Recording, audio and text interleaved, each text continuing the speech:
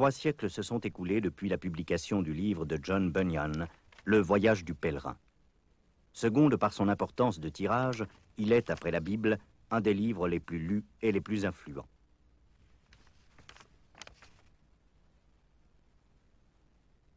Traduit en de nombreuses langues, paru dans des éditions diverses, son influence s'étend de l'auditorium d'université à la chambre d'enfants.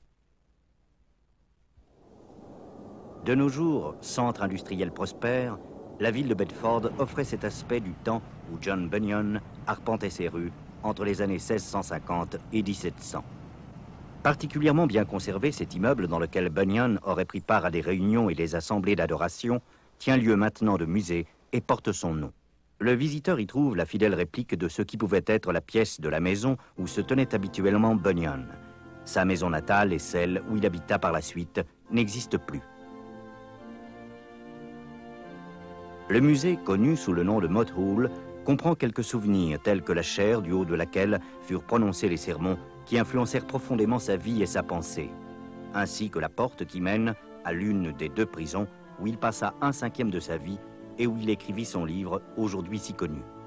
Tout en étant fidèle à son église que nous apercevons ici, Bunyan ne se contenta cependant pas uniquement de la nourriture spirituelle puisée dans les sermons qu'il pouvait y entendre. Bien qu'il fréquentât fidèlement chaque dimanche ce sanctuaire, accompagné de sa famille, il se mit à étudier lui-même les Écritures avec avidité. Cette étude de la Bible fit surgir en lui bien des questions concernant la direction de l'Église, ainsi que sa propre manière de vivre.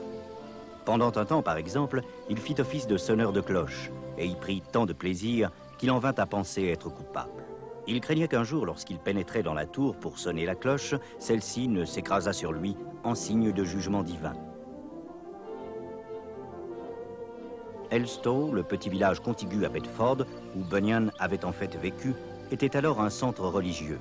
Cette vaste abbaye devint en quelque sorte un édifice communautaire tant social que religieux. Bien qu'un des vitraux de l'église commémore l'auteur et son livre, John Bunyan fut en profond désaccord avec son église à la suite de l'étude de la Bible. Bien des tableaux du voyage du pèlerin dépeignent non seulement les luttes personnelles de Bunyan, mais aussi les injustices qu'il constata dans l'église officielle. Comme le témoigne cette plaque commémorative, il paya chèrement son désaccord avec les chefs religieux de son époque. Une petite prison, partie intégrante de l'entrée de Bedford, était située sur ce pont. C'est là que John Bunyan, emprisonné durant un an, commença à écrire Le voyage du pèlerin. Aujourd'hui, cet homme est honoré par les descendants de la communauté. Mais de son vivant, il n'en était pas ainsi, car il eut le courage de s'élever contre l'hypocrisie. Bien qu'il ne fût jamais vraiment jugé, il passa plus de 11 ans dans la prison principale de Bedford. Ce fut pendant ces années-là qu'il acheva son livre. John Bunyan est inhumé dans l'un des vieux cimetières célèbres dans l'histoire de Londres. Près de lui repose un autre auteur connu dont on dit qu'il fut fortement influencé par les écrits de Bunyan.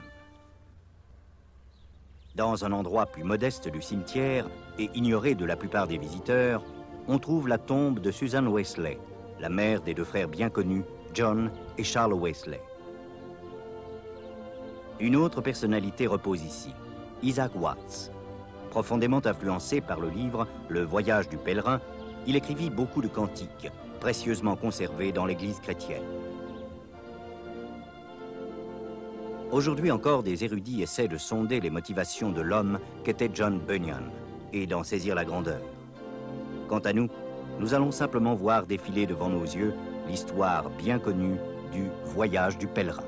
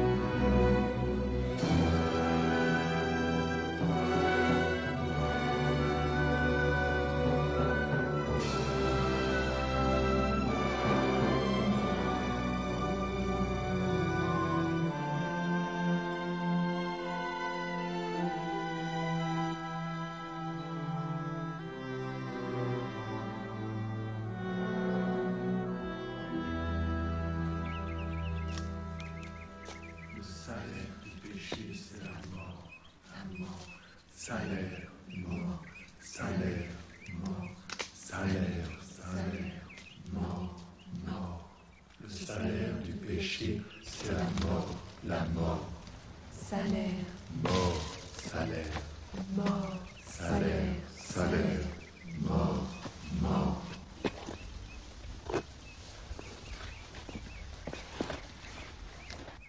Oh Seigneur, que dois-je faire pour être sauvé?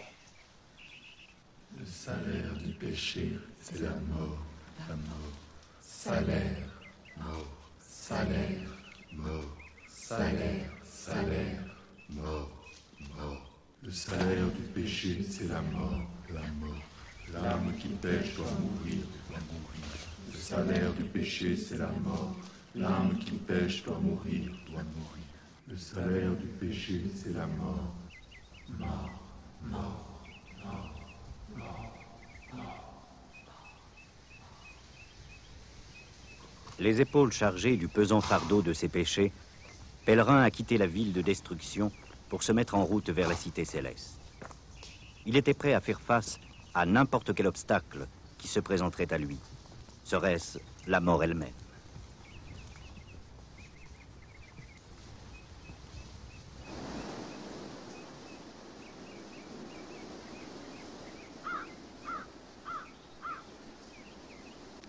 Pèlerin portait non seulement un pesant fardeau, mais il devait aussi suivre une route semée d'embûches et de dangers, de beaucoup d'épreuves et de déceptions. À quoi il convient d'ajouter celui qui est cause de tout cela, son grand ennemi, l'ennemi de son âme.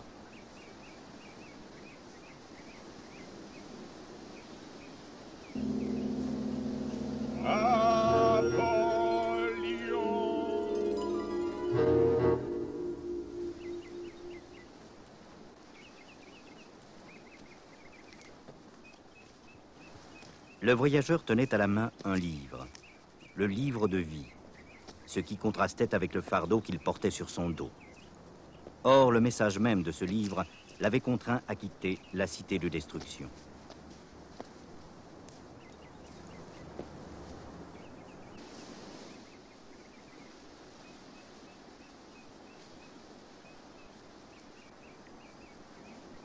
Mais bien que l'ennemi de son âme cherchât constamment à interrompre son voyage, il trouvera cependant des conseillers et des guides sur son chemin. Est-ce que je peux t'aider, pèlerin?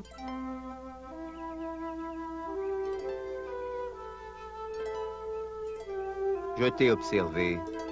Tu me sembles bien tourmenté. Oui, je suis tourmenté. Ce livre me parle d'un grand jugement qui doit venir du ciel. J'ai voulu avertir ma femme et mes enfants, mes amis et mes voisins, mais ils n'ont rien voulu entendre. Le jugement dont tu me parles, auquel tu crois, tu es sage d'y porter attention.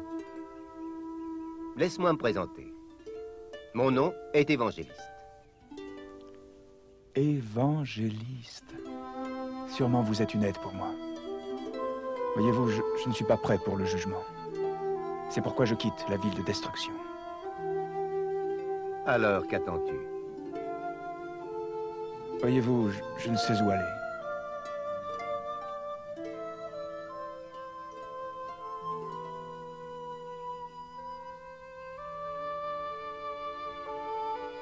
Aimable Seigneur, comment éviter la colère de Dieu? Voici une clé. C'est la clé de la promesse.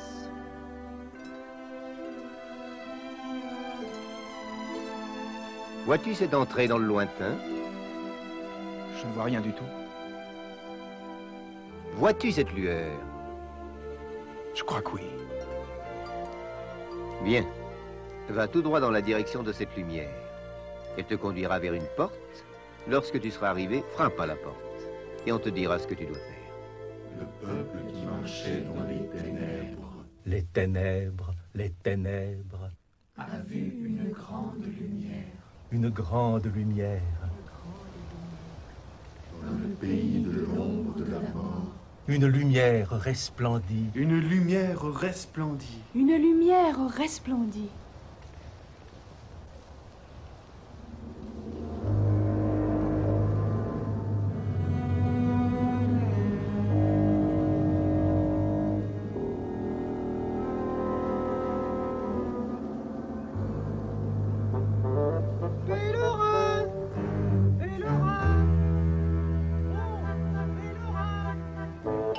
voisin du nom de Faible, habitant la cité de destruction, se mit à la recherche de Pèlerin pour le ramener à sa femme et à ses enfants. En réalité, Pèlerin n'avait pas quitté sa famille. C'est au contraire sa femme, influencée par les moqueries de leurs voisins, qui refusa de fuir avec son mari la cité condamnée.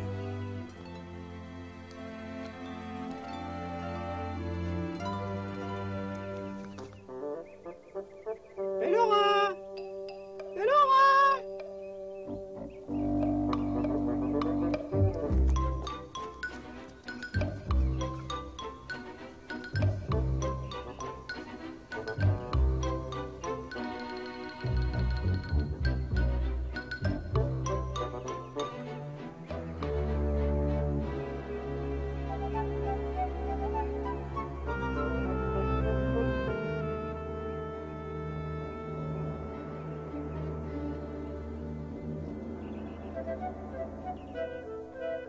Attention, mon ami, il vous faut modérer votre dynamisme.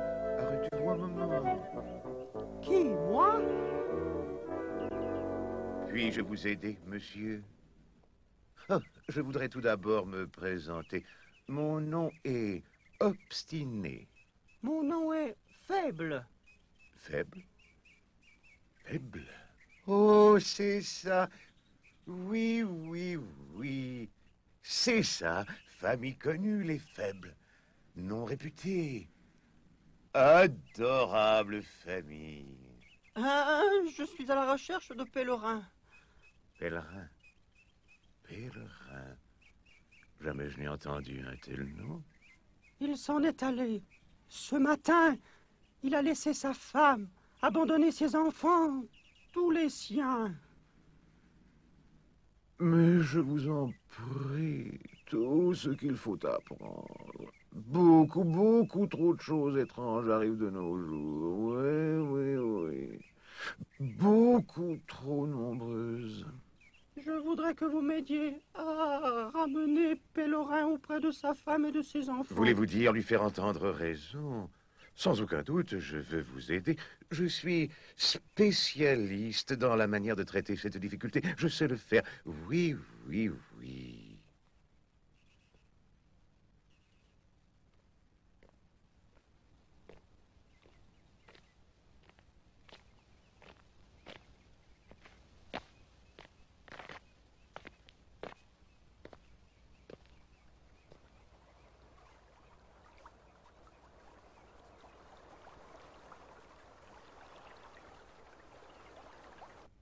Quand nous aurons retrouvé cet écervelé, je lui parlerai aussitôt, et vous ne troublerez pas notre conversation.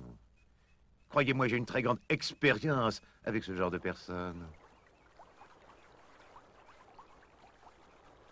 Soyez sobre, veillez.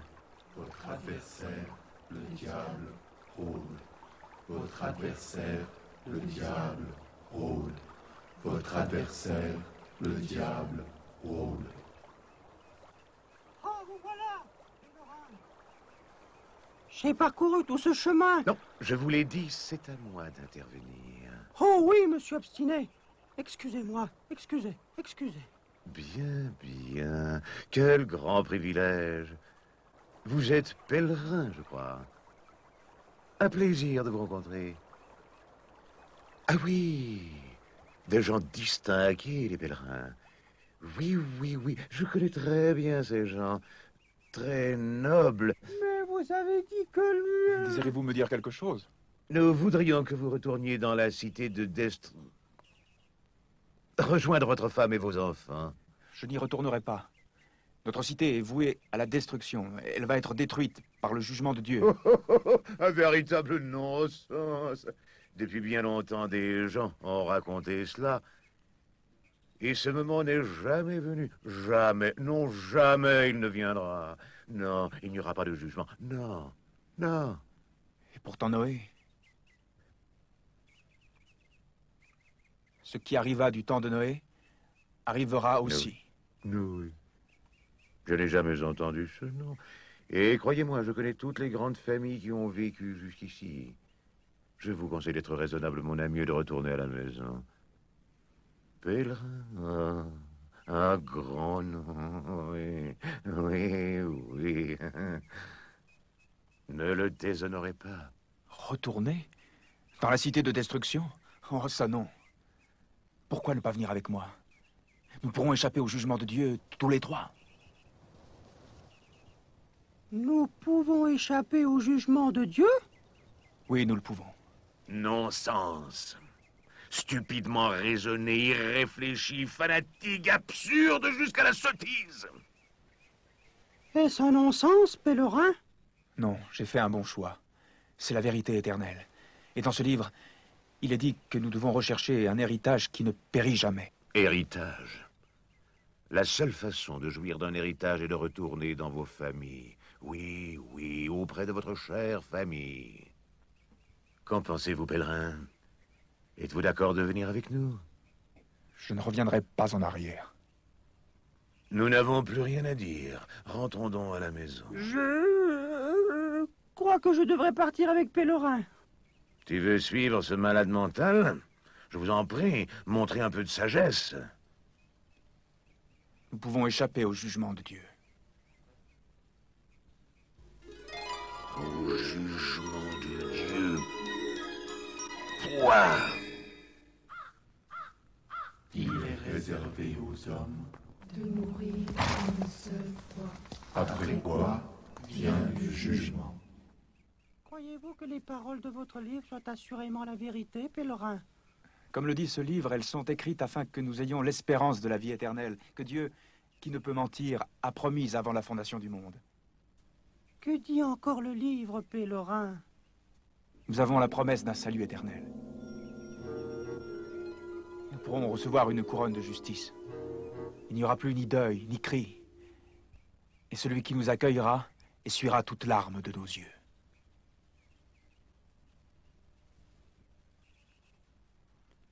Est-ce qu'on se moquera de nous dans cet endroit? Non, faible. Extraordinaire! Ça, c'est extraordinaire! Et qui sera dans ce lieu? Tant et tant de gens vivent dans ce lieu. Ils vivent d'amour et de sainteté, chacun marchant devant la face de Dieu, agréable à Dieu éternellement. Je ne peux pas attendre d'y être!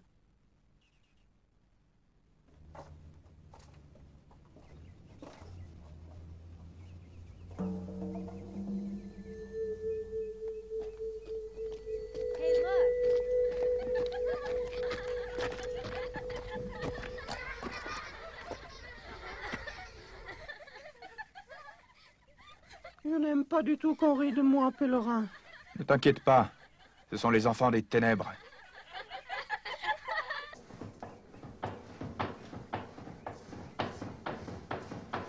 Pèlerin, j'ai faim, également soif.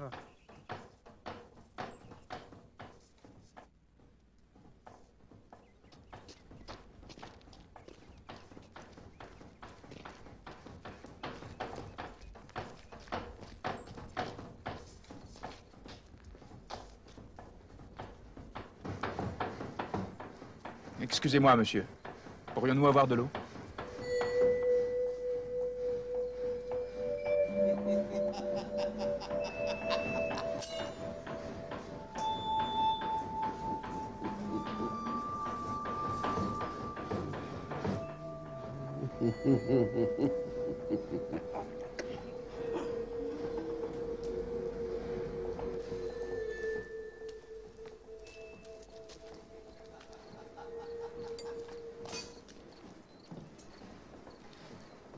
Je m'attendais à ce que le voyage se passe différemment, pèlerin.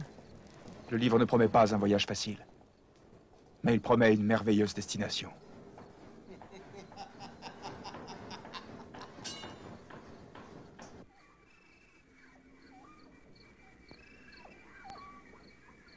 Ne pouvons-nous pas presser le pas, pèlerin? Je brûle d'atteindre cet endroit. Je ne peux pas aller plus vite à cause du fardeau que je porte. Peut-être devrions-nous chercher un endroit où passer la nuit. Non, pèlerin, dépêchons-nous. Je suis impatient de trouver cet endroit dont parle le livre.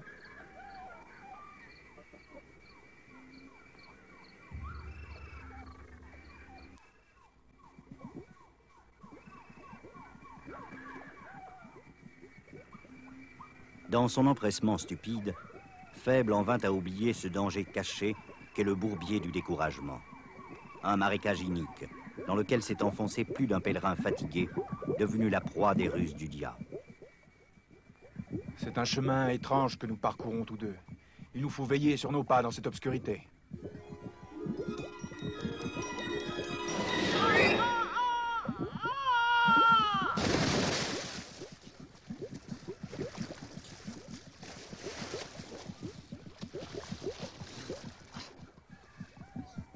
Si c'est ça l'endroit merveilleux dont parle ton livre, si le début du voyage commence de cette façon, qu'arrivera-t-il à la fin?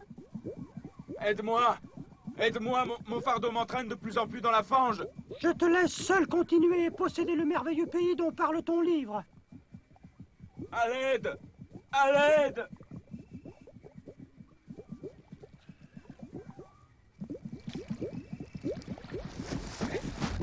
Je m'appelle Secours.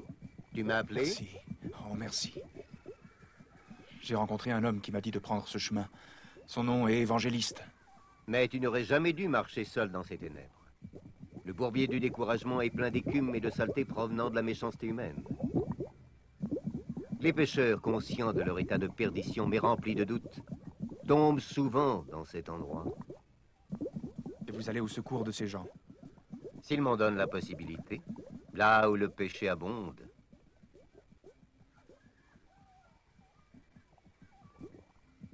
La grâce de Dieu surabonde.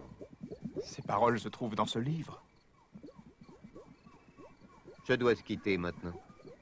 Tu trouveras juste en remontant un abri pour passer la nuit.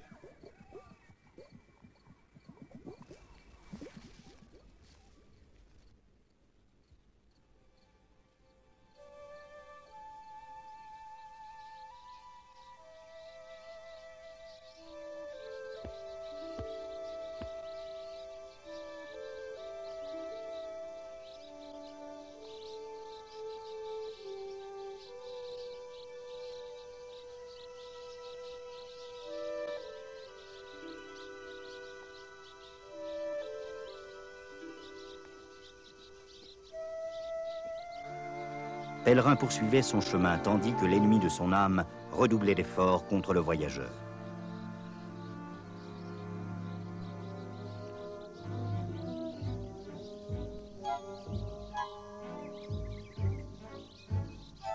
Soyez sobre, veillez. Votre adversaire, le diable, rôde. Votre adversaire, le diable, rôde. Votre adversaire, le diable, rôde.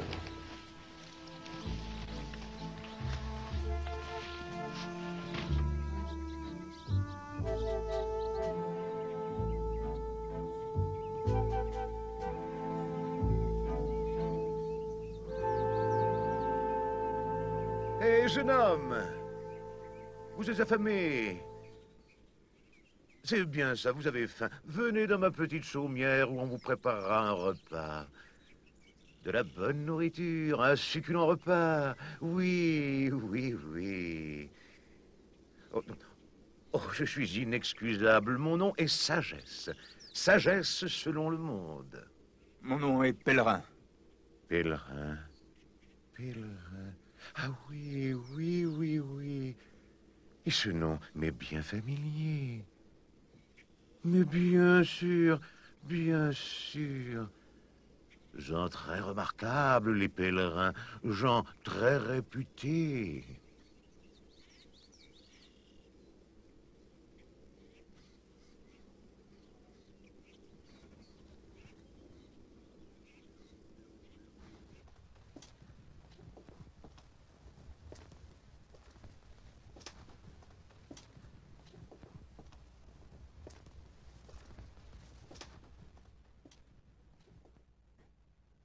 Vous avez sûrement entendu parler de ma famille. Nous sommes de vieilles souches, à ce que j'ai entendu dire. Oh oui, oui. Vous avez la liberté de demander ce que vous voudrez, et nous y répondrons. Et autre chose, vous gardez ce ballot sur le dos, pour quelle raison?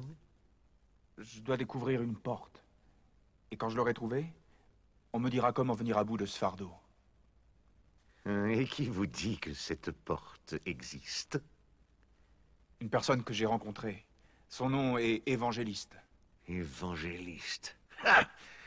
Ils sont tous déraisonnables, oui, c'est ça, pèlerin. Tous des grands ignorants. Suivez les conseils d'évangélistes et vous rencontrerez toutes sortes de misères sur votre chemin. La faim, le péril, la nudité, l'épée et... Vous a-t-il parlé aussi de la croix? Son chemin. Inconscience pure folie. Mais le fardeau que je porte est si lourd que je le ferai avec joie, quitte à affronter toutes les difficultés dont vous avez parlé. Même s'il faut souffrir. Je préfère être délivré de ce fardeau. D'où vient donc ce fardeau si pesant? Je m'en étonne. C'est en lisant ce livre.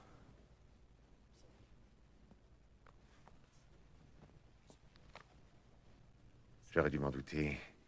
J'aurais dû. Un jour, vous m'appellerez votre plus grand ami. Ainsi, ce livre dans mon feu. Je veux m'en aller. Attendez, on vient vous servir. Je vous prie, veuillez servir. Attendez. Je voudrais vous aider. Je m'aperçois que vous êtes un homme religieux. Bien, c'est très bien. Le monde a besoin de plus d'hommes religieux. Il en a besoin, pèlerin, il en a besoin. Voyez-vous cette colline là-bas? Au sommet de cette colline, il y a le village de la moralité. C'est un petit endroit charmant, vraiment très charmant. Je voudrais y habiter moi-même, c'est ça, pèlerin, c'est ça. Seulement, cela ne me convient pas tout à fait. Mais un de mes très bons amis y habite, Monsieur Légalisme. C'est la première maison au sommet de la colline. Monsieur Légalisme vous montrera comment vous pouvez vous débarrasser de votre si lourd fardeau. Oui.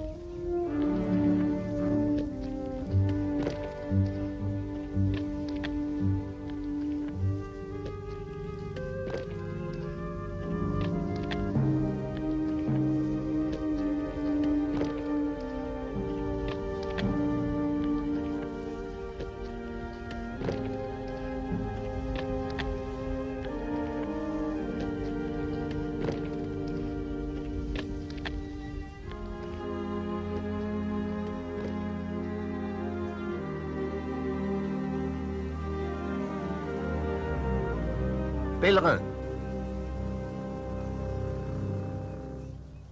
que fais-tu ici? Pourquoi t'es-tu déjà détourné du chemin? J'ai rencontré un homme qui m'a dit comment je pourrais me débarrasser du fardeau que je porte. Mais tu as lu les paroles de ce livre. Ces paroles sont vivantes et efficaces, et plus tranchantes qu'une épée à 2 tranchants. Comment échapperons-nous si nous négligeons un si grand salut?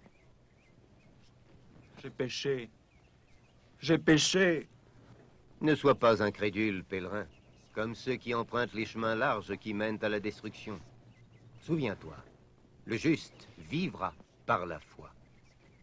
Sagesse selon le monde a essayé de faire peser une condamnation éternelle sur toi. Tout d'abord, il a essayé de te détourner de celui qui est le chemin, la vérité et la vie. Ensuite, il a essayé de te faire considérer la croix comme un scandale. La prédication de la croix est folie pour ceux qui périssent. Mais pour ceux qui fuiront la destruction, pèlerin, la prédication de la croix est la puissance de Dieu pour le salut. Y a-t-il de l'espoir pour moi? Est-ce que je peux encore trouver la porte dont vous m'avez parlé? Oui, pèlerin. Tu peux maintenant encore trouver le chemin. Tu peux échapper au feu du jugement. Et il peut en être ainsi pour quiconque prend garde au message du livre.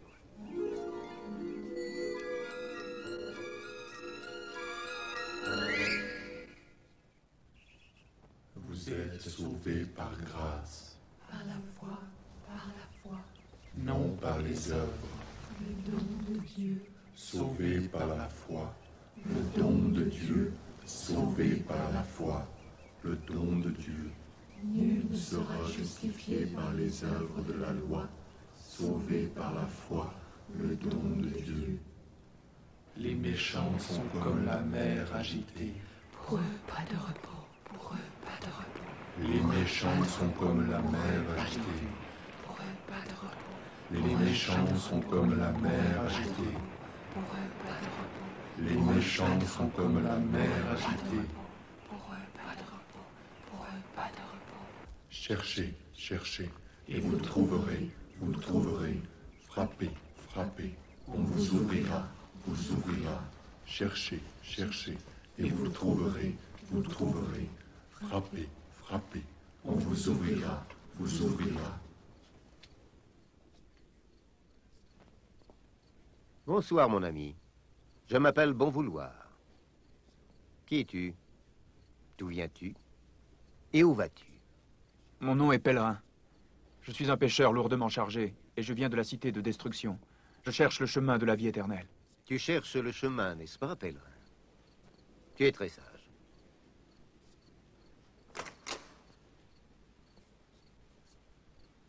Viens, je veux te le montrer.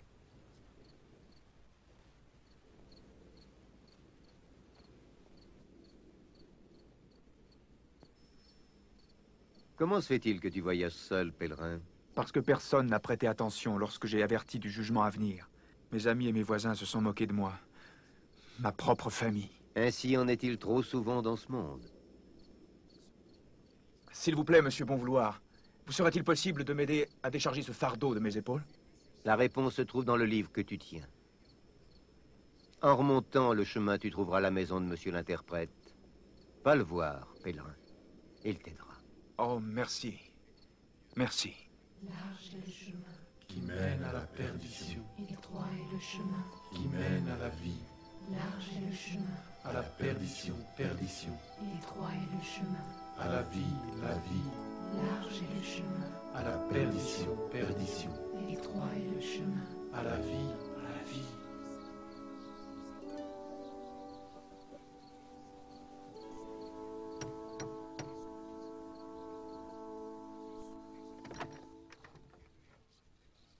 Entre.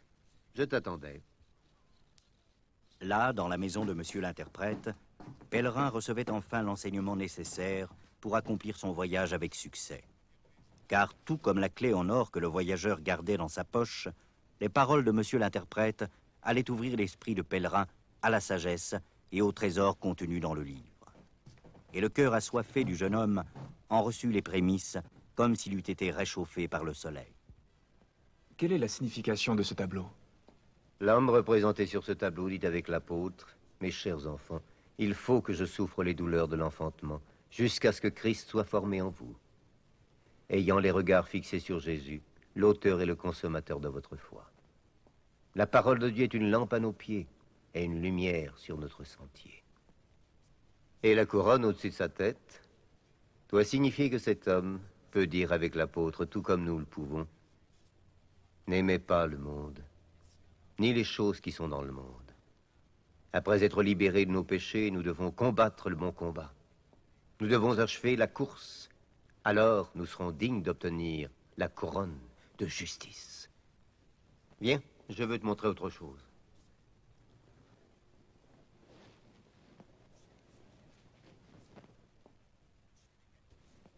Tu t'interroges quant au fardeau que tu portes. C'est ce que je fais, monsieur l'interprète. Soyez-en sûrs. Ce plancher ressemble au cœur de l'homme, avant qu'il ait fait l'expérience de la puissance de l'Évangile, qui est puissance de Dieu pour le salut. Cette poussière est semblable au péché qui est dans chaque cœur. Ce balai représente la loi. Tu pourrais aussi dire l'effort qu'occasionnent tes bonnes œuvres afin de justifier tes péchés. Le livre que tu tiens entre les mains précise que nul ne peut être justifié par les œuvres. Seule la puissance de l'Évangile peut ôter ton péché. Si quelqu'un est en Christ, nous dit le livre, il est une nouvelle créature. Les choses anciennes sont passées. Voici, toutes choses sont devenues nouvelles. Non.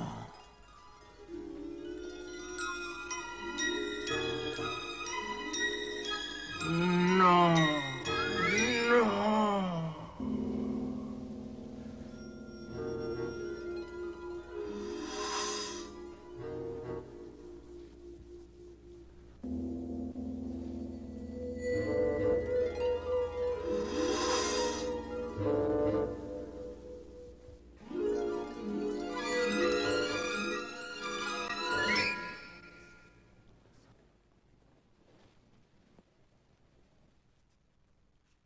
Oui, monsieur l'interprète a montré le chemin.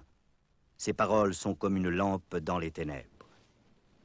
Le ciel et la terre passeront, mais les paroles de ce livre ne passeront jamais. Jésus-Christ est venu dans le monde pour sauver les pécheurs, dont je suis le premier. Ce qui est né de la chair est chair. Ce qui est né de l'esprit est esprit. Il faut que vous naissiez de nouveau. C'est par grâce que vous êtes sauvés, et cela ne vient pas de vous. C'est le don de Dieu. Ce n'est point par les œuvres, afin que personne ne se glorifie.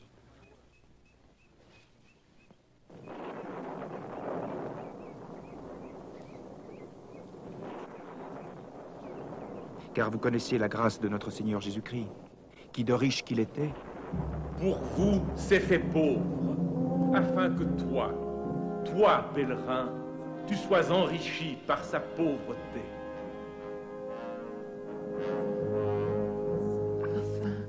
Par sa pauvreté, vous fussiez enrichis, afin que par sa pauvreté, vous fussiez enrichis, afin que par sa pauvreté, vous fussiez enrichis.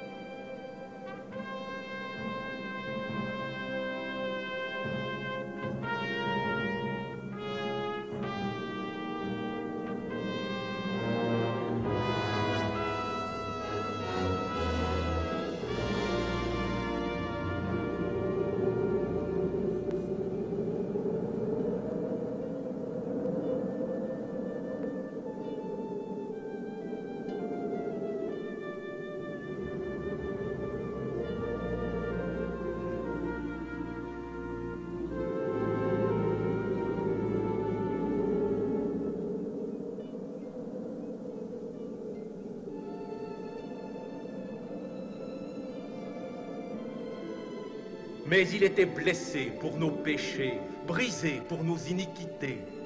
Le châtiment qui nous donne la paix est tombé sur lui. Et c'est par ses meurtrissures que nous sommes guéris. Père, pardonne-leur. Pardonne-moi. Tout est achevé. Achevé.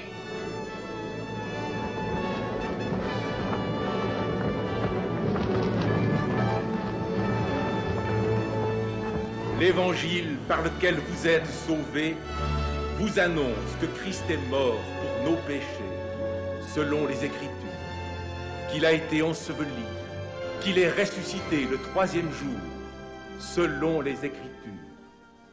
Les paroles de ce livre ne passeront jamais.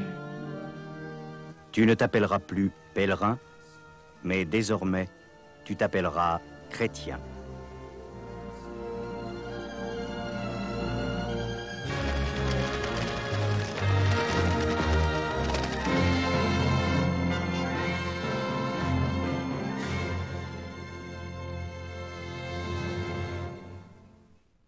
a donc maintenant aucune condamnation pour ceux qui sont en Jésus-Christ.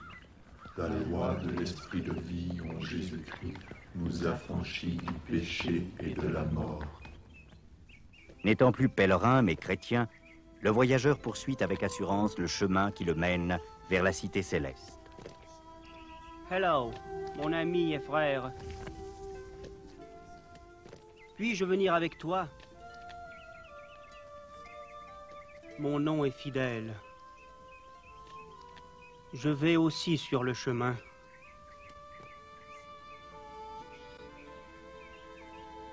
Chrétiens et fidèles semblaient frères depuis toujours. Unis qu'ils étaient par le lien de l'esprit, cette unité dans la foi qui fait de tous ceux qui croient des membres de la même famille. Ils partagèrent ensemble les expériences passées, les difficultés auxquelles ils furent confrontés, les bénédictions vécues. Et ensemble, ils envisagèrent avec confiance la poursuite de leur voyage. Ayez un même sentiment, un même amour, une même âme, une même pensée. Ne faites rien par esprit de parti ou par vaine gloire, mais que l'humilité vous fasse regarder les autres comme étant au-dessus de vous-même. Que chacun de vous, au lieu de considérer ses propres intérêts, considère aussi ceux des autres. Tu es aussi tombé dans le bourbier du découragement, n'est-ce pas, Fidèle? Bien pire. Au pied de la colline de la difficulté, j'ai rencontré premier Adam qui habite dans la ville de corruption. Il m'a proposé ses 3 filles. Elles étaient belles, belles selon le monde. Comment s'appelaient-elles? Leur nom? Convoitise de la chair, convoitise des yeux et orgueil de la vie. Leur as-tu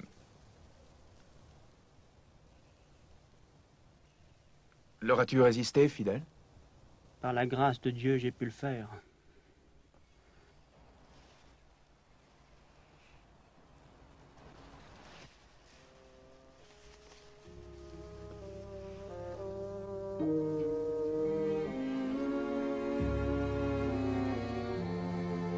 Combien sont vraies les paroles du livre? Prenez garde au filet de l'oiseleur.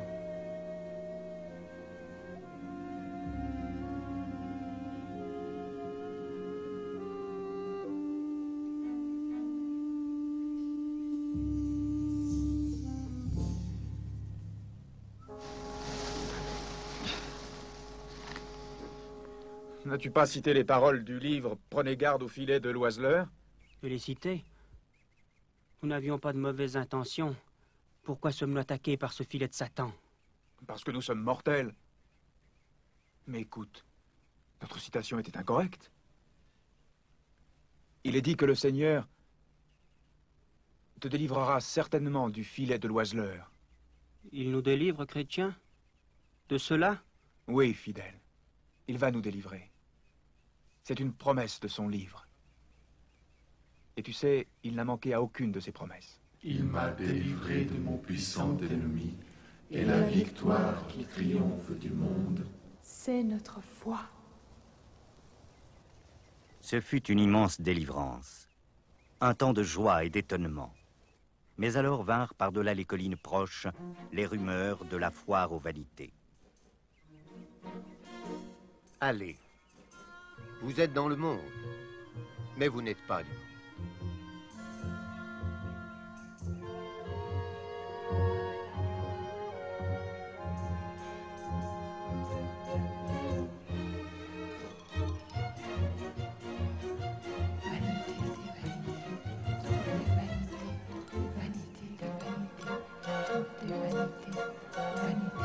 Il est un mal grave que j'ai vu sous le soleil, et il est fréquent parmi les hommes.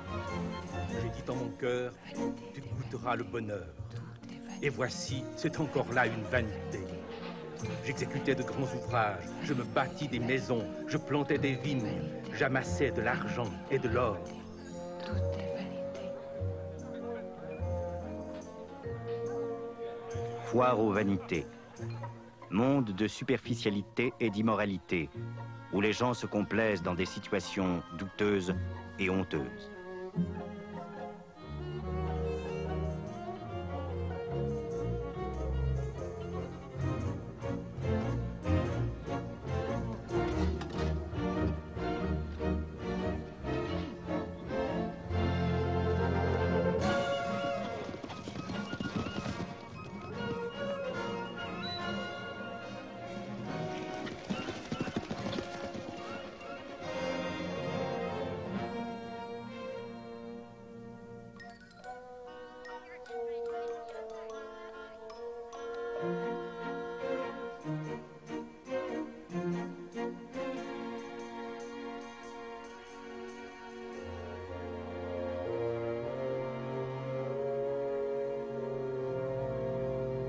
Hé, la compagnie! Venez voir!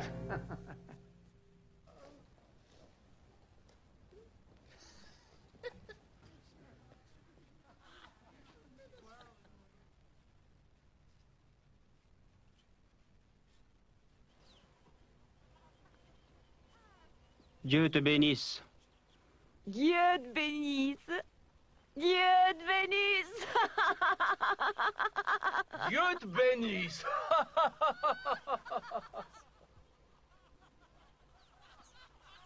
Dieu te bénisse.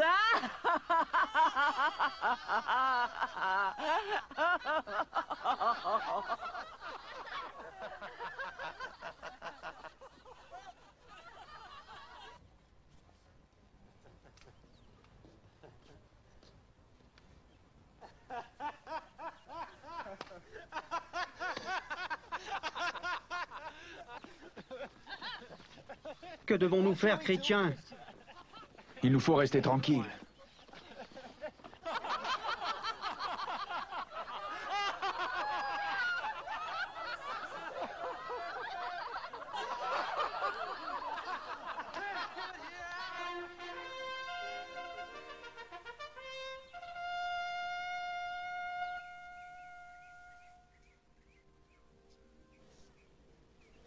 Le prince.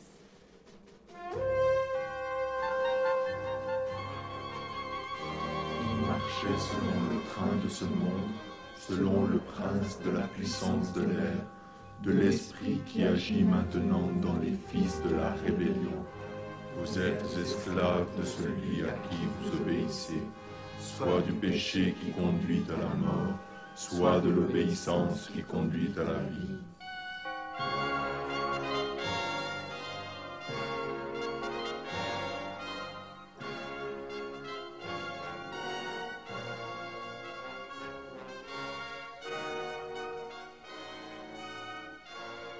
Dans la foire aux vanités, en dépit de toutes les iniquités et du libertinage qu'on y trouvait, vivait un jeune homme appelé plein d'espoir.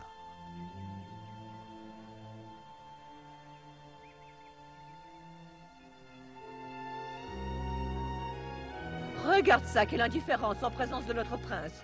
Ils sont étrangers au royaume. Durant ces jeunes années, plein d'espoir n'avait jamais vu quiconque braver le prince. Mais il n'avait jamais vu non plus quelqu'un ressemblant à ces deux étrangers apparus soudainement. Donne-moi ce livre.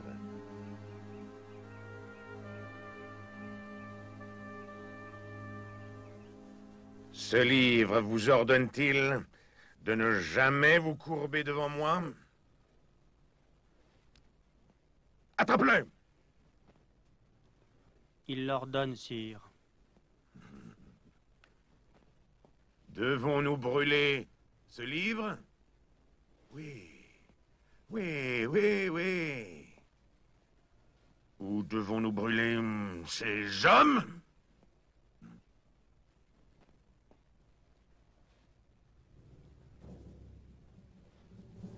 Je vous condamne à être brûlés.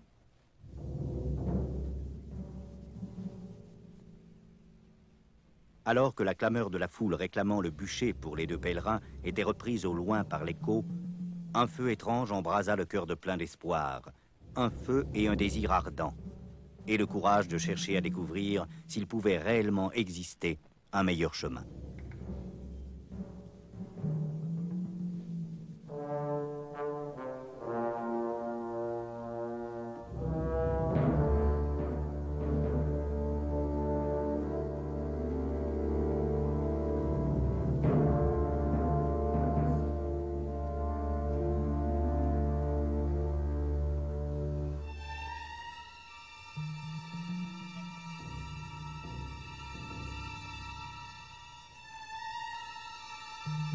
Debout, il y a du travail. Amenez le premier des deux.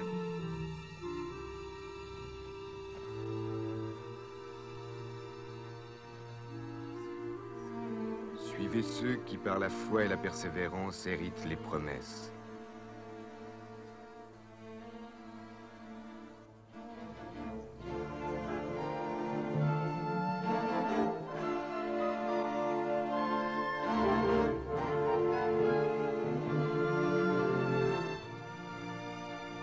En vérité, je vous le dis, celui qui écoute mes paroles et qui croit à celui qui m'a envoyé a la vie éternelle et ne vient point en jugement.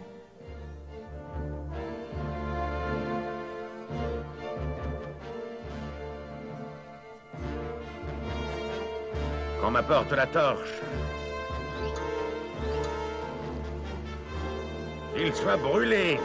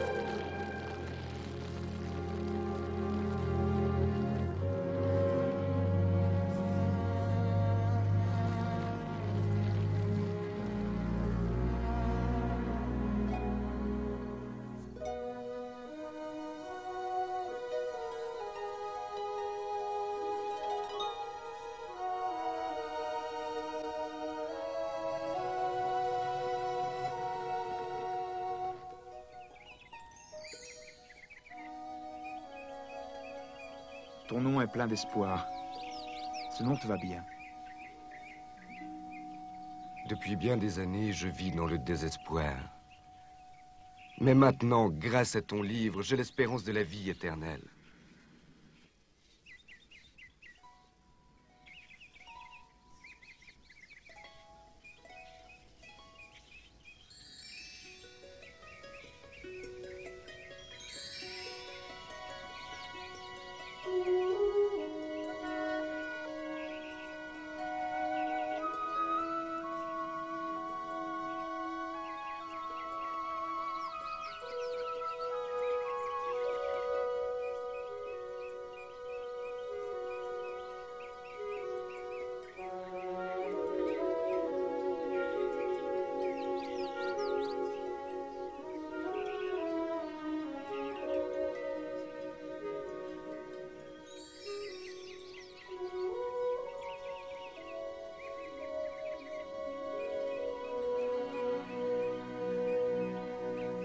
Je n'ai jamais vu quelque chose d'aussi extraordinaire.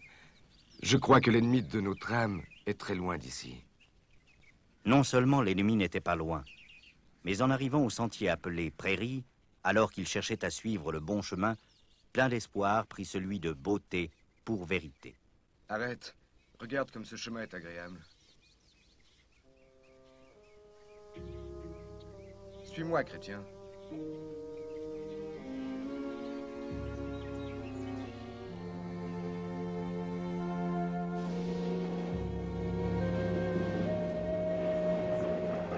Je pense que nous nous sommes trompés de chemin. As-tu vu l'orage qui s'annonce? Nous sommes toujours sur le mauvais chemin, plein d'espoir.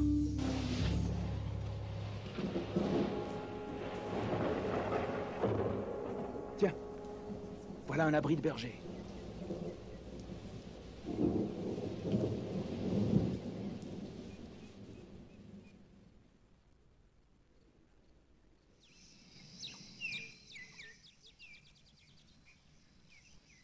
Regarde, chrétien, un château dans lequel nous pourrons passer la nuit.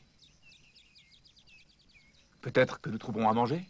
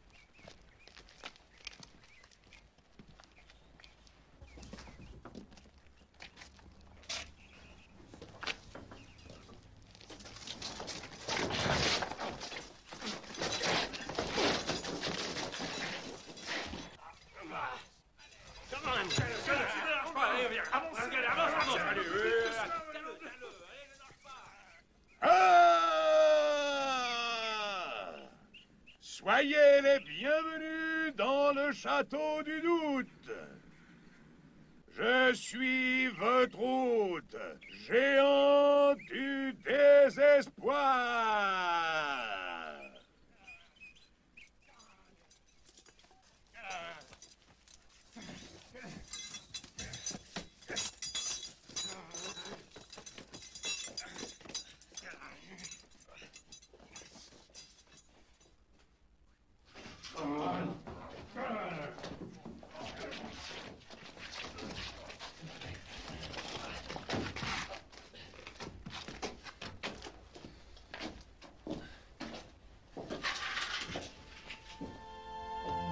Comment est-ce possible? Deux voyageurs tellement résolus à rechercher la cité céleste. Que va-t-il nous arriver? Devrons-nous subir ce sort? Que votre cœur ne se trouble pas. Croyez en Dieu. Croyez aussi en moi. Vous connaîtrez la vérité. La vérité, la vérité. La vérité vous affranchira. Vous affranchira, vous affranchira. La clé. La clé de la promesse. Toutes les portes peuvent être ouvertes. Vous affranchira, vous affranchira. Vous connaîtrez la vérité. La vérité, la vérité. La vérité vous affranchira. Vous affranchira, vous affranchira.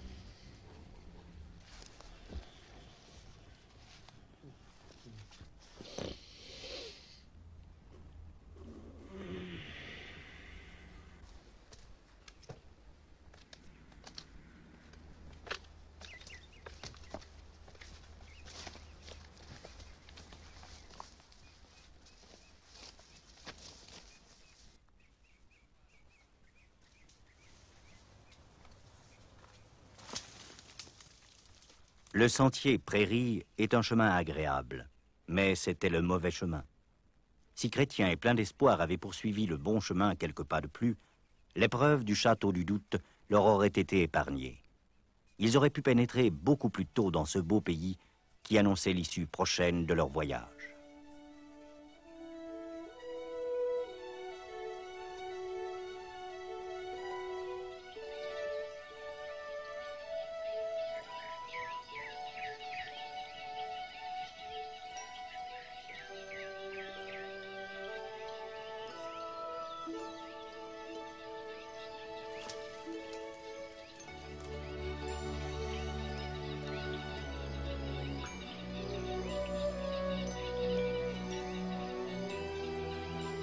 Dans cette contrée magnifique de fruits et de fleurs, de lait et de miel, Chrétien et plein d'espoir découvrent le campement des bergers.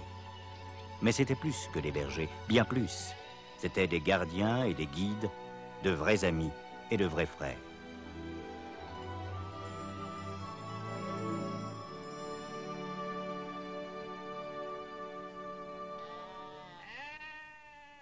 Bienvenue.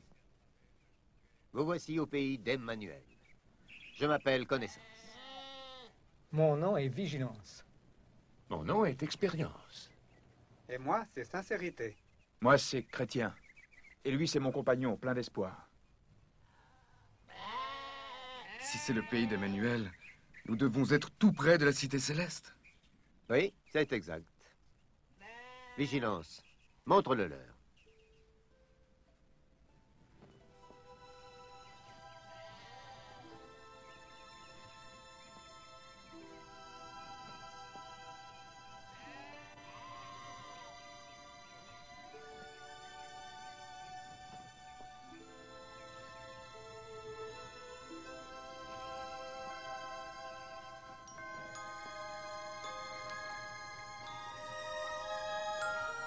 Regarde, plein d'espoir.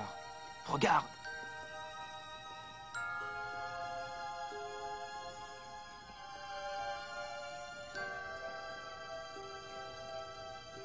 Viens, Chrétien, il nous faut continuer. Vous avez encore un long voyage. Vous avez déjà parcouru une grande distance. Restez ici et reposez-vous. Nous devons vous quitter, il nous faut partir.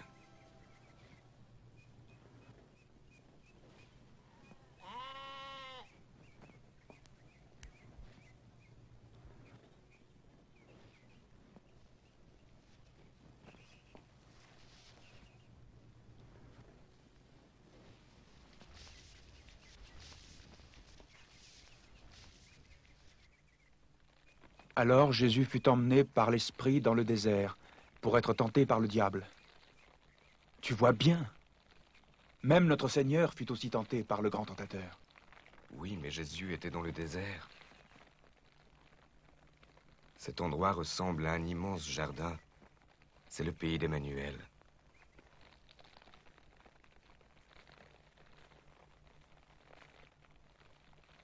Si quelqu'un pénètre dans cet endroit, il n'a plus à craindre Satan.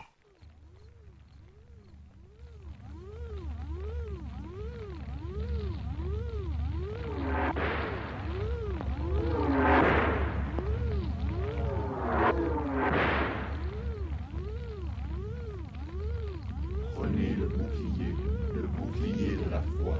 Prenez le bouclier de la foi.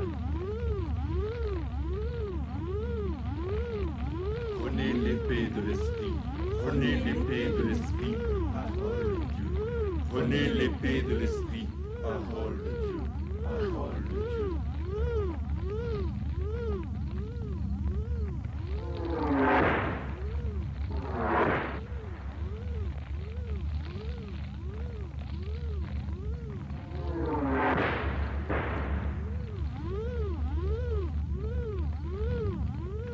Rendez grâce à Dieu.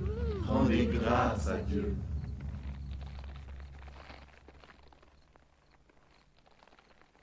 Ce n'est pas votre combat. Ainsi que l'avait lu Chrétien plusieurs fois dans le livre, le combat appartient au Seigneur, et si le combat est au Seigneur, la victoire lui revient aussi. Ainsi en fut-il au terme de leur voyage. L'heure vint pour Chrétien et plein d'espoir d'entrer dans la cité céleste.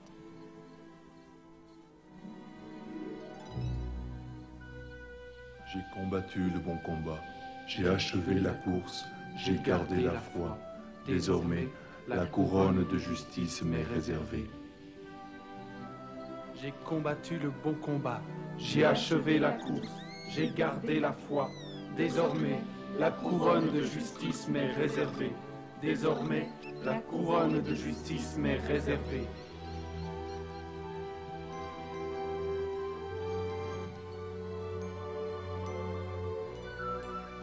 Le ciel et la terre passeront, mais mes paroles ne passeront jamais.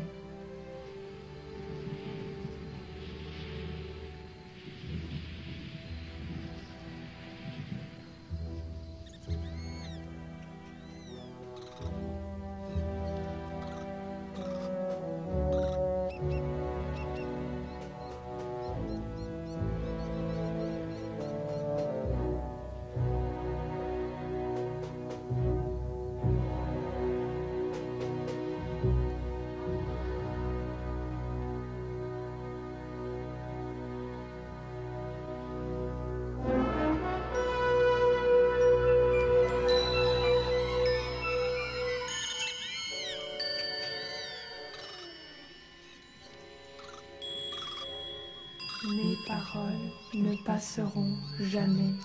Mes paroles ne passeront jamais. Mes paroles ne passeront jamais. Mes paroles ne passeront jamais. L'Éternel est mon berger, Je ne manquerai de rien. Quand je marche dans la vallée de l'ombre de la mort, je ne crains aucun mal, car tu es avec moi. Ta houlette et ton bâton me rassurent.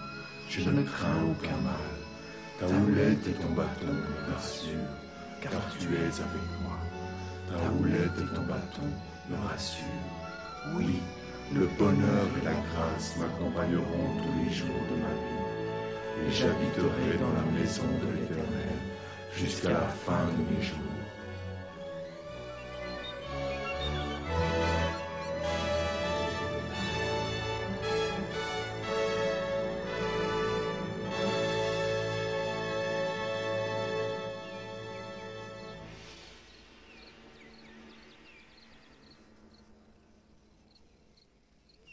Je les ai perdus. Ils auraient dû m'appartenir, comme beaucoup de ceux-ci qui sont à moi. Celui-là, là-bas, à moi, c'est 3. Voyons, il y en a un, et là aussi. Ah.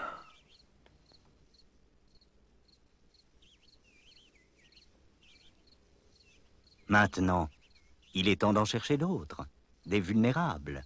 Ceux qu'il espère attirer à lui, et les ayant attirés à lui, les garder pour lui. Bien sûr, il pourrait y avoir d'autres victimes. En effet, toi.